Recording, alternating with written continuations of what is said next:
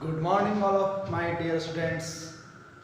मैं physics man engineer Ranjeet Kumar fundamental advance physics lab में आप सभी लोग का स्वागत है। यूनिट एंड डायमेंशन चैप्टर का जो थ्योरी पार्ट्स है वो अप्रॉक्सीमेटली क्लियर कर दिया है। अब उसके बेसिस पे जो जेई मेडिकल में जो क्वेश्चन पूछे जाते हैं उस टाइप का मैं क्वेश्चन आपके सामने लाया हूं। ठीक, ये फर्स्ट क्वेश्चन जो है ये 2019 में पूछा हुआ है, जेईई मेन में पूछा हुआ है। ठीक है, और ये क्वेश्चन भी 2019 जेईई मेन में पूछा हुआ है। ठीक है, तो इस टाइप के क्वेश्चन पूछे जाते हैं कंपटीशन सेक्शन में यूनिट एंड डायमेंशन चैप्टर से। और यूनिट एंड डायमेंशन का जो थ्योरी पार्ट्स है वो मैंने प्लेलिस्ट में 8 प्लेलिस्ट में कंप्लीट कर दिया है। उसको आप अच्छे से देखिए, उसके बाद ये क्वेश्चन ट्राई कीजिए, फिर मेरा वीडियो देखिए क्वेश्चन प्रैक्टिस का, तो आपको अच्छे से समझ में आएगा।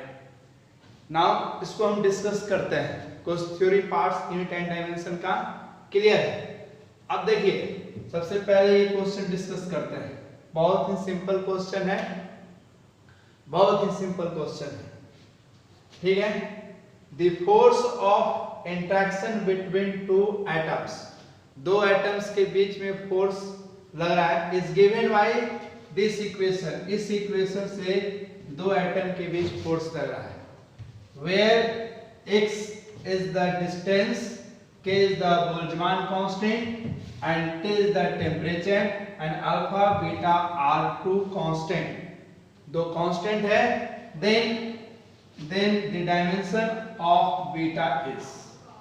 तो बीटा का डायमेंशन फाइंड आउट करना है, बीटा का डायमेंशन फाइंड आउट करना है। तो इस टाइप का ये इक्वेशन दिया हुआ है। इसी इक्वेशन से हमको डायमेंशन निकल जाएगा, बीटा का डायमेंशन निकल जाएगा। ठीक है, कैसे देखते हैं। ये एक्सपोनेंशियल फंक्शन है। All exponential function, trigonometric function are dimensionless physical quantity. All trigonometric function, यहां पे मैं लिख देता हूं, all trigonometric function, all trigonometric function, all trigonometric function, exponential function, exponential function, exponential function,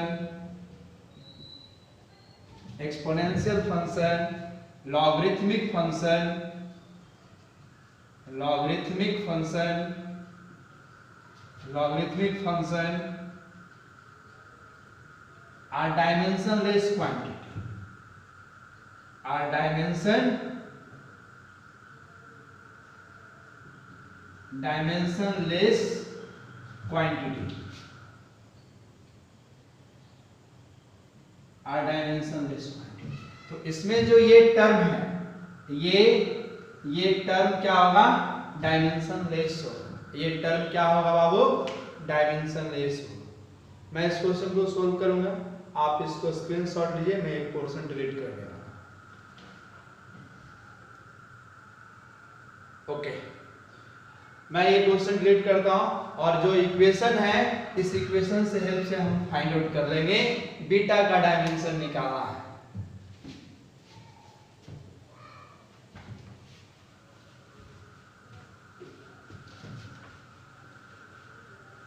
देखिए, ये एक्सपोनेंशियल फंक्शन है, तो ये total term dimensionless physical quantity होगा। ये एक्सपोनेंशियल फंक्शन, तो ये टोटल टर्म क्या होगा, डायमेंशनलेस फिजिकल क्वांटिटी होगा। ठीक है, ये डायमेंशनलेस फिजिकल क्वांटिटी होगा ये। तो इसको हम लोग, ये एक्सपोनेंशियल फंक्शन है, तो इसका जो डायमेंशन होगा क्या, इस पे डिपेंड करेगा। तो इसको लिख सकते हैं एक्स स्क्वायर बाई अल्फा के T is equal to dimensionless m के पावर 0 l के पावर 0 t के पावर 0, m के पावर 0 l के पावर 0 और t के पावर 0। थोड़ा और ऊपर लिखते हैं एक्स स्क्वायर बाई अल्फा के टी, ये क्या है टोटल डायमेंशन लेस है, तो m के पावर 0 l के पावर 0 और t के पावर 0। ठीक है, तो x क्या बोल रहा था, x डिस्टेंस बोल रहा था, तो डिस्टेंस का डायमेंशन फॉर्मूला हम लोग बताए हैं। तो डिस्टेंस का डायमेंशन फॉर्मूला l के पावर x के पावर 2 है तो l के पावर 2, यहाँ अल्फा का हम निकालते हैं तो अल्फा, और ये क्या है बोल्ट्जमान कांस्टेंट, और t हमारा क्या है टेम्परेचर है, तो ये kT ये क्या है एनर्जी का इक्वेशन हो जाता है। तो ये एनर्जी का डायमेंशन लिख देंगे mL2 t के पावर -2, mL2 t के पावर -2, ये इसका डायमेंशन हो गया। तो अल्फा ये l स्क्वायर बाई अल्फा, और इसका डायमेंशन क्या हो जाएगा mL2 t के power -2 is equal to m के पावर 0 l के पावर 0 t के पावर 0, यानी डायमेंशन लेस 1 होगा वो।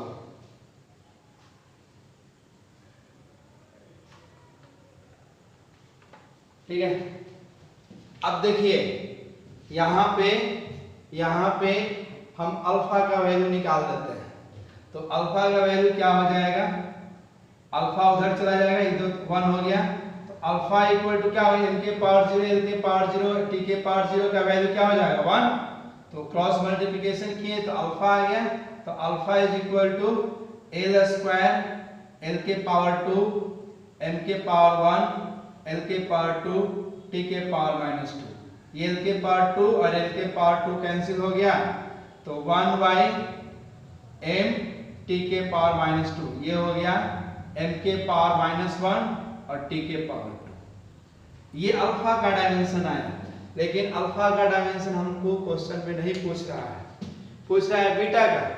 तो क्या विदाउट अल्फा निकाले हुए हम बीटा का निकाल सकते थे, तो ये पॉसिबल नहीं था, ये पॉसिबल नहीं था। क्यों, alpha into beta multiplication form में है, alpha into beta multiplication form में है, सो अल्फा को हम लोग हर हाल में निकालना ही पड़ेगा।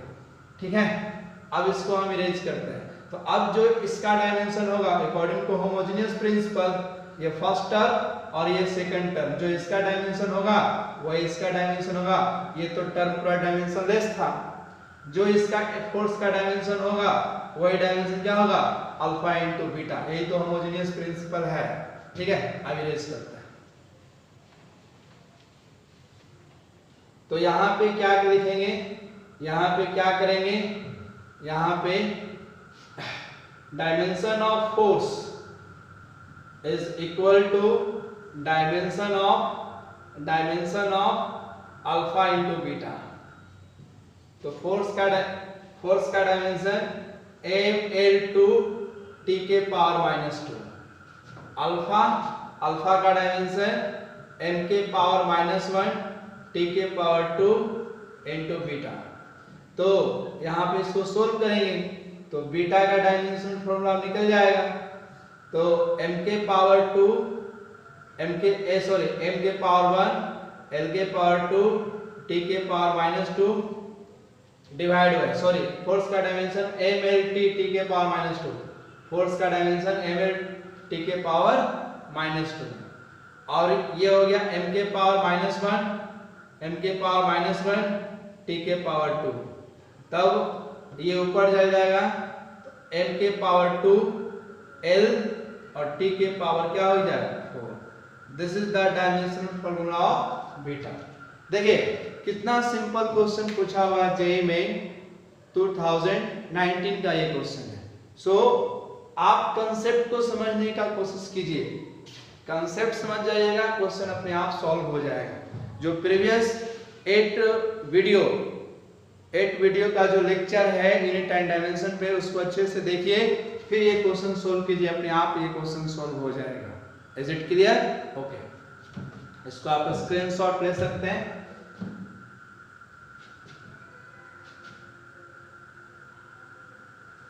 ठीक है, इसको मैं इरेज करता हूं।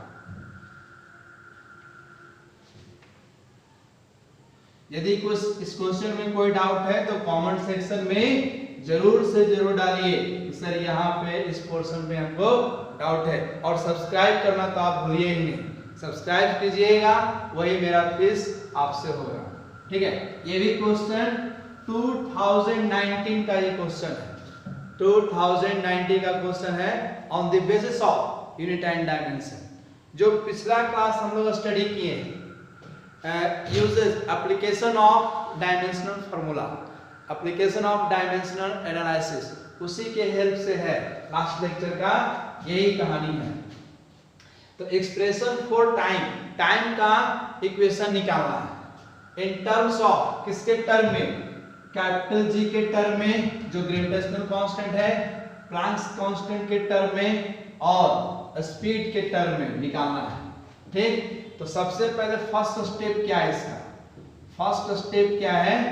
फर्स्ट स्टेप तो time is directly proportional to, time is directly proportional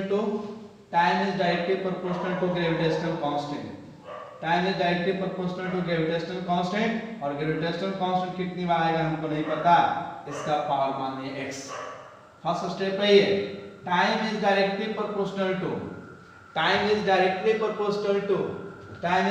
proportional to Max Planck's constant यानी h, और इसका पावर क्या मान लिए? y मान लिए। ठीक है, इसका पावर क्या मान लिए? y। Time is directly proportional to speed of light यानी c मान लिए, और c कितनी बार आएगा हमको नहीं, z।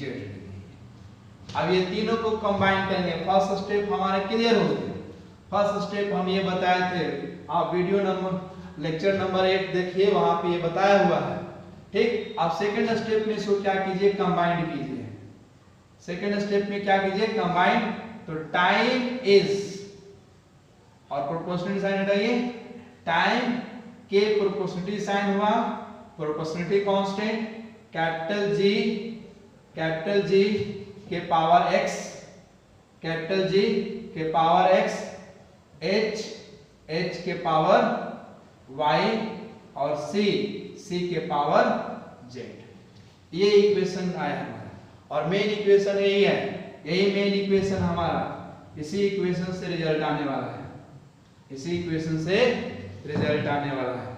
सो बी केयरफुल, इसको आप समझिए, बात को इसको अच्छे से समझिए। क्लियर हुआ? अब देखो, ग्रेविटेशनल कांस्टेंट और प्लैंक्स कांस्टेंट, ये टाइम है, ये प्रोपोर्शनलिटी कांस्टेंट, ये ग्रेविटेशनल कांस्टेंट, और ये क्या है? प्लैंक्स कांस्टेंट, और ये स्पीड ऑफ लाइट का है ये। ठीक है, तो अब थर्ड स्टेप इसका क्या है? थर्ड स्टेप इसका क्या है कि RHS साइड और LHS साइड, RHS साइड और LHS साइड हम क्या लिखेंगे? RHS साइड और LHS साइड हम क्या लिखेंगे? डायमेंशनल फार्मूला लिखेंगे, डायमेंशनल फार्मूला लिखेंगे। RHS साइड और LHS साइड हम डायमेंशनल फार्मूला लिखेंगे। तो ये टाइम है, तो टाइम का dimensional formula capital T, time का dimensional formula capital T। Clear हुआ? ये प्रोपोर्शनलिटी कांस्टेंट है, इसका डायमेंशनल फार्मूला कुछ नहीं, ऐसे है। ये ग्रेविटेशनल कांस्टेंट है, तो ग्रेविटेशनल कांस्टेंट का फार्मूला, डायमेंशनल फार्मूला निकाल भी सकते हैं, निकालने के लिए भी लेक्चर में बताया है, वहां से भी देख सकते हैं। ऐसे इसको याद करके अभी हम लोग लिखते हैं। तो m के पावर -1, l के पावर 3, t के पावर -2, m के पावर -1, m के पावर -1, l के पावर 3 और t के पावर -2। ये याद नहीं करना है, ये डायमेंशनल फार्मूला हम लोग निकाल सकते हैं अकॉर्डिंग टू इक्वेशन। ये मैक्स प्लैंक्स कांस्टेंट है, ये मैक्स प्लैंक्स कांस्टेंट है, तो मैक्स प्लैंक्स कांस्टेंट का भी डायमेंशनल फार्मूला हम लोग याद करेंगे या निकाल भी सकते हैं। तो m के पावर 1 एल के पावर m के पावर 1, m के पावर 1, l के पावर 2 और t के पावर -1। और ये स्पीड ऑफ लाइट है, इसका ये पावर x हुआ, इसका पावर ये y हुआ, और स्पीड ऑफ लाइट है तो इसका डायमेंशन पूरा l t के पावर -1। जो स्पीड का डायमेंशन फॉर्मूला होगा वही इसका डायमेंशन फॉर्मूला होगा। अब थर्ड स्टेप में क्या करता है, LHS और RHS साइड डायमेंशन फॉर्मूला लिखते हैं, ठीक। अब इसका जो पावर है, अननोन पावर है, x y z का वैल्यू निकालना है, मेन पर्पस है हमारा। तो यहाँ पे कैपिटल T m के पावर -x, m के पावर -x, l के पावर 3x और t के पावर -2x, m के पावर यहाँ से m के पावर y, l के पावर 2y और t के पावर -y, और यहाँ हुआ l के पावर z और t के पावर -z। ये इसका पावर क्या है, ये z है, ठीक है। आप इसको एक बार नोट कर सकते हैं या स्क्रीनशॉट ले सकते हैं, फिर इसको हम इरेज करेंगे।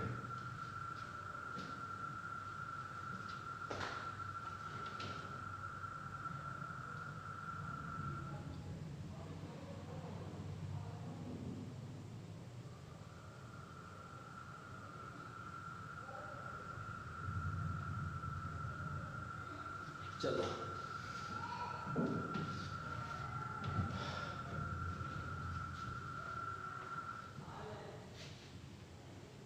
बहुत ही सिंपल क्वेश्चन है, ये बहुत ही सिंपल क्वेश्चन है।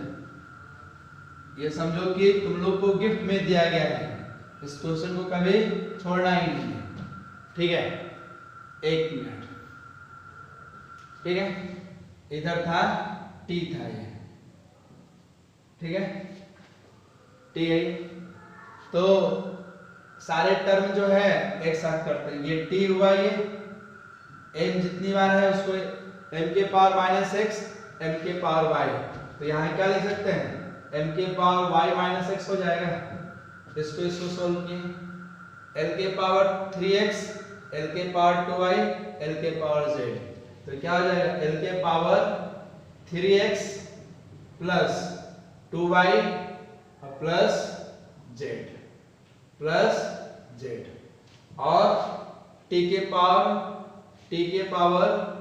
-2x -y और -z, ये इक्वेशन है, ठीक है। अब यहाँ पे देखिए, अब इसका पावर इक्वेट करते हैं, पावर इक्वेट करेंगे तो यहाँ ये साइड m के पावर क्या है 0, l के पावर क्या है 0, m के पावर 0, l के पावर 0 और ये t है। Is it clear? अब m के पावर 0, ये 0 ये इससे इक्वेट होगा, ये इससे इक्वेट होगा और t वाला t से इक्वेट होगा। m के पावर यहाँ का जो है इससे इक्वेट होगा, यहाँ का पावर इससे इक्वेट और यहाँ से पावर इससे इक्वेट। तो x y minus x equal to 0 कर देंगे, y minus x equal to 0, तो y इक्वल टू क्या आ गया x, एक इक्वेशन ये आ गया। y इक्वल टू क्या आया, y इक्वल टू x, ठीक है। अब देखो l के पावर 0 तो 3x प्लस 2y अब प्लस z इक्वल टू 0 हुआ, z इक्वल टू 0 हुआ, तो यहाँ y इक्वल टू x है, तो यहाँ x में पुट करते हैं, ये 0 हुआ, ये 3x, इसको x में कन्वर्ट करते हैं तो 2x अब प्लस z, तो ये कितना हो जाएगा 0 इक्वल टू 5x अब प्लस z, ठीक है। ये इक्वेशन 1 हुआ, ये इक्वेशन 2 हुआ, ठीक है। इक्वेशन 3 देखो, यहाँ t के पावर क्या है 1, तो 1 equal to -2x -y -z, तो ये 1 हुआ, ये ध्यान से देखिए ये 1 है, -2x तो x इक्वल y, इसको ऐसे छोड़ते हैं, y इक्वल टू क्या आ रहा है, y इक्वल टू क्या आ रहा है, x, तो यहाँ माइनस एक्स करते हैं ये, ठीक है। z कोई भी x express, z equal to क्या हो जाएगा, minus 5x, z equal to from equation 2 से माइनस 5x, तो यहाँ पे माइनस 5x लिख सकते हैं, ठीक है। तो ये 1 हुआ, ये कितना हो जाएगा, minus 3x, minus 2x, minus x, ये माइनस 3x हुआ, और ये माइनस माइनस प्लस, ये प्लस 5x, तो 1 इक्वल टू ये कितना हो जाएगा, ये कितना हो जाएगा 2x, तो x का वैल्यू क्या आ गया बाबू, 1/2, x का वैल्यू 1/2, तो यहाँ पे ये वैल्यू पुट किए, तो y का वैल्यू भी क्या आ गया, 1/2, y का वैल्यू 1/2, तो z का वैल्यू क्या आ गया, z equal to minus 5x, तो माइनस 5x का वैल्यू क्या आ गया, 1/2, तो माइनस 5/2 z आ गया। अब जो हमारा मेन इक्वेशन था वो तो इरेज कर दिए, मेन इक्वेशन था टाइम इक्वल टू क्या लिखे थे, main equation time equal to क्या आया था, time equal to, main equation time equal to कुछ लिखे थे, main equation time equal to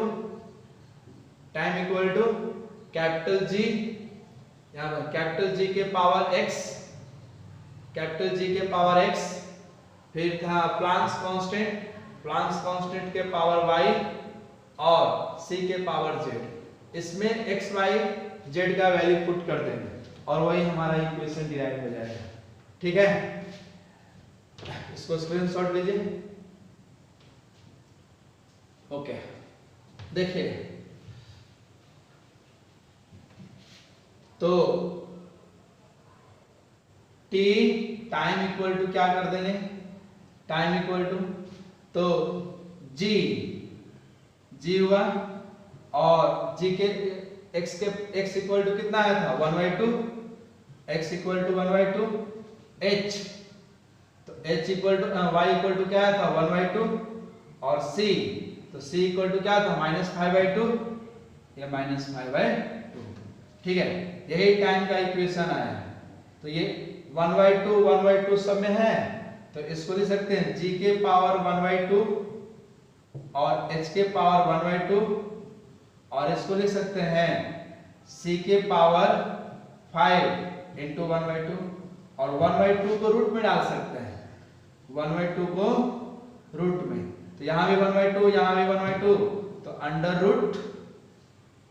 root capital G के पावर 1/2, h के पावर 1/2 और c के पावर, सॉरी g एक तो पावर, ये पावर तो आएगा, पावर तो हमारा रूट ही आएगा, c के पावर 5, ये हमारा क्या आ गया, टाइम का इक्वेशन है, ये हमारा क्या आ गया, टाइम का इक्वेशन है।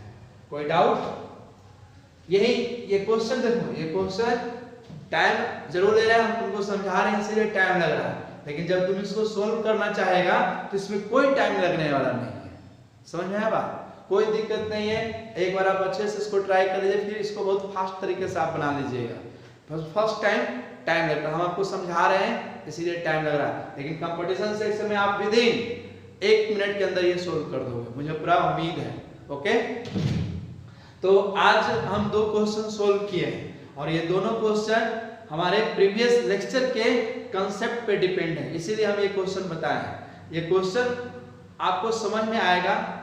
अब ये क्वेश्चन बनने के बाद आपको पता चला जो थ्योरी है वो हमारे जेईई मेंस के लिए सफिशिएंट है।